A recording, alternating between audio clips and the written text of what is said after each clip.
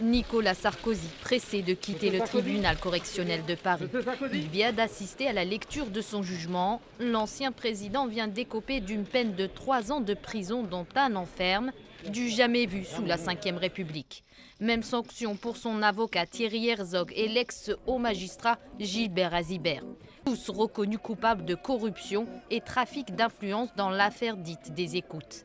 Des écoutes mises en place en 2013 dans le cadre du dossier de financement libyen de la campagne électorale de 2007 et durant lesquelles la justice constate que Nicolas Sarkozy utilise une ligne téléphonique secrète pour communiquer avec Thierry Herzog.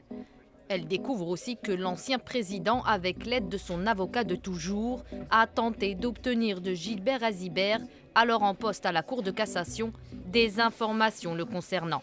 En échange, Nicolas Sarkozy aurait promis au juge de l'aider à obtenir un poste à Monaco. Le tribunal parle d'un pacte de corruption entre les protagonistes. L'avocat Thierry Herzog a par ailleurs l'interdiction d'exercer la profession d'avocat durant 5 ans.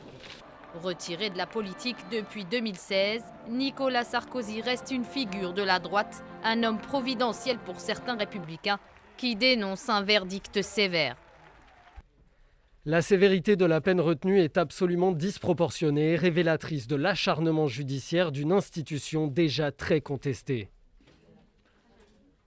Une condamnation extrêmement dure dans un dossier particulièrement faible. Nicolas Sarkozy devient le deuxième ancien président condamné sous la Ve République, après Jacques Chirac en 2011.